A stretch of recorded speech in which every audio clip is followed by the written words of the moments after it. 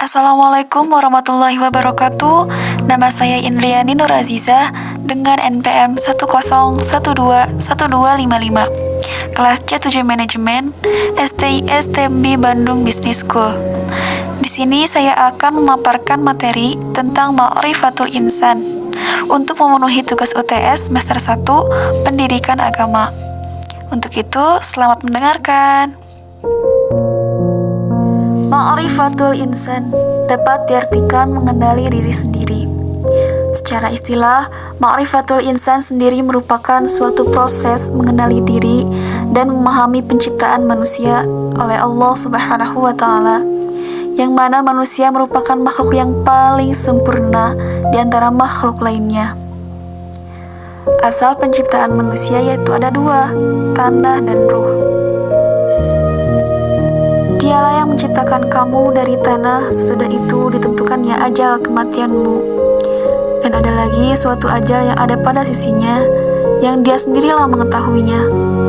Kemudian, kamu masih ragu-ragu tentang berbangkit itu?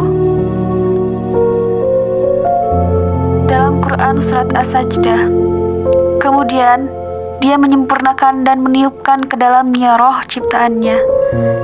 Dia menjadikanmu pendengaran, penglihatan, dan hati, tetapi kamu sedikit sekali bersyukur. Manusia disimbolkan 3 unsur pertama, yaitu hati, akal, dan jasad. Allah Subhanahu wa Ta'ala memberikan kebebasan kepada manusia untuk memilih jalannya masing-masing, yaitu jalan yang lurus, taat kepada Allah, atau jalan yang berbelok, ingkar kepada Allah. Di dalam ruh, manusia bersemayam pula al-aqlu. Maka, apakah mereka tidak berjalan di muka bumi? Lalu mereka mempunyai hati yang dengan itu mereka dapat berakal dengannya. Karena kita dapat melihat dan kita raba. Karena itu tidak ada perbedaan tentang hakikat jasad ini. Yang kedua, taqatul insan, potensi manusia. Potensi manusia adalah suatu anugerah yang Allah berikan karena Allah menciptakan manusia dalam bentuk yang sangat sempurna. Allah Subhanahu wa Ta'ala memberikan manusia 3 potensi, yaitu potensi pendengaran, potensi penglihatan, dan potensi hati. Allah Subhanahu wa Ta'ala berfirman dalam surat An-Nahl ayat 78. Dan Allah mengeluarkan kamu dari perut ibumu dalam keadaan tidak mengetahui sesuatu pun. Dan Dia memberikanmu pendengaran, penglihatan, dan hati agar kamu bersyukur. Allah Subhanahu wa Ta'ala memberikan penglihatan sebagai anugerah. Dianugerahinya manusia mata yang dengannya ia dapat melihat, memandang, dan memperhatikan kejadian alam semesta ini. Rasulullah SAW menyifatkan bahwa baik buruknya akhlak seseorang itu tergantung kepada hatinya. Rasulullah SAW bersabda, dan sesungguhnya di dalam satu jasad ada sekutul daging. Jika ia baik, maka baiklah seluruh anggotanya. Dan jika ia rusak, maka rusaklah seluruh anggotanya. Ketahuilah, ia adalah hati.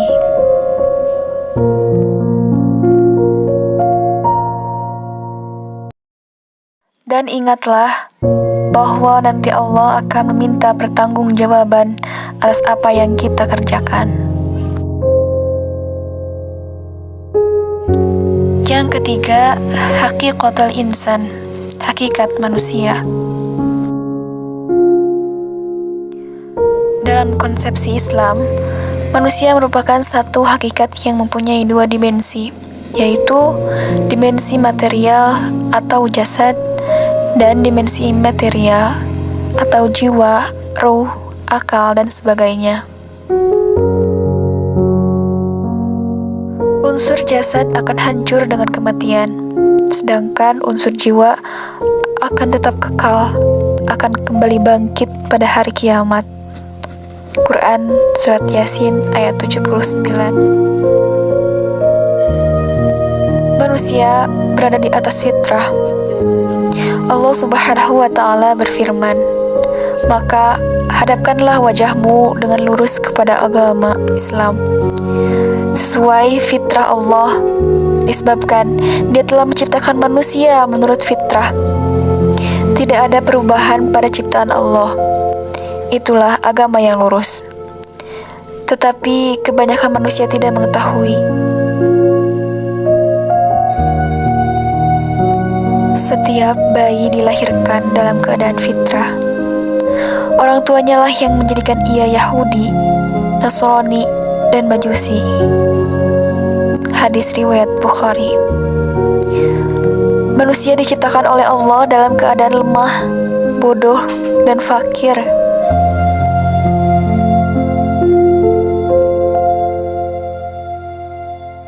Yang keempat, nafsul insan. Sebagai seorang manusia, kita sudah sepantasnya memahami apa itu arti nafsu atau jiwa. Di dalam diri kita itu tergolong dalam 3 nafsu, yaitu nafsu mutmainnah, nafsu lawwamah, dan nafsu amarah. Dengan adanya nafsu, orang manusia bisa menjadi mulia dan hina, tergantung bagaimana cara dia mengendalikan nafsunya. Nafsul mutmainnah adalah jiwa yang mendapat ketenangan. Nafsul mutmainnah memuat pemiliknya merasa berpuas diri dalam pengabdian kepada Allah Subhanahu wa Ta'ala. Dia juga akan selalu berbuat amal soleh. Allah Subhanahu wa Ta'ala berfirman, yaitu, "Bacalah apa yang telah diwahyukan kepadamu, yaitu Al-Quran, dan dirikanlah sholat. Sesungguhnya sholat itu mencegah dari perbuatan-perbuatan keji. Dan sesungguhnya mengingat Allah adalah lebih besar keutamaannya dari ibadah-ibadah lain, dan Allah mengetahui apa yang kamu kerjakan." Quran Surah An-Nakabut ayat 45.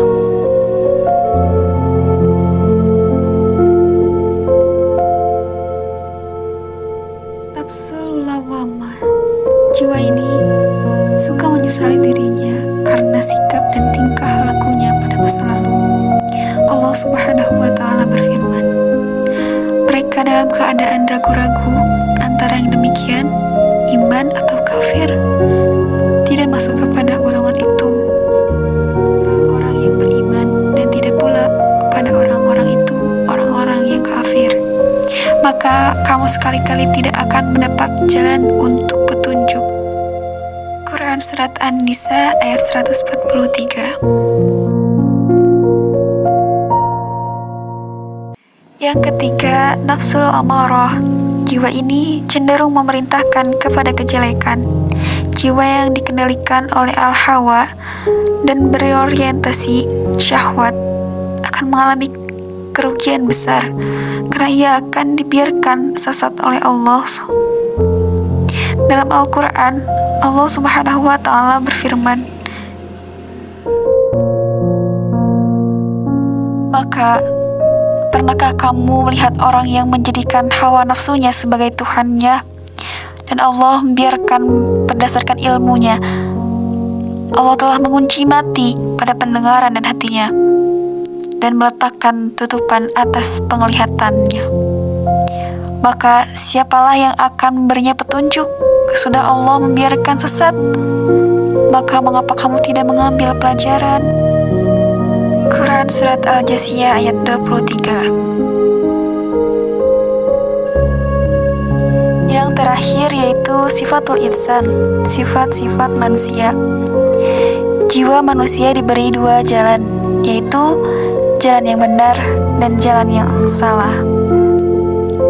Ketika manusia memilih jalan yang benar, mereka akan mempunyai sifat-sifat banyak bersyukur, bersabar, berhati lembut, berkasih sayang, suka taubat, bersikap jujur, terpercaya. Orang-orang yang senantiasa mensucikan diri maka Allah akan memberikan keberuntungan yang sangat besar karena dirinya telah berbuat kebaikan dan menjauhi sesuatu yang dilarangnya. Sedangkan jiwa yang salah, manusia akan mempunyai sifat memperturutkan sifat tergesa-gesa, berkeluh kesah, tidak mau berbuat baik, kufur, pendebat, pembantah, dan jahil. Dari sifat-sifat tersebut dapat ditarik kesimpulan bahwa sesuatu yang sifatnya baik nantinya akan membawa manusia ke dalam sebuah kesuksesan. Begitupun sebaliknya, jika manusia memilih jalan yang salah, maka akan mengalami kerugian yang sangat besar karena telah mengotori jiwa yang seharusnya disucikan.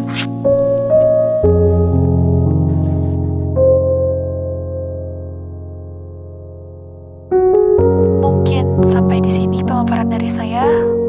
Mohon maaf bila ada kesalahan. Wassalamualaikum warahmatullahi wabarakatuh.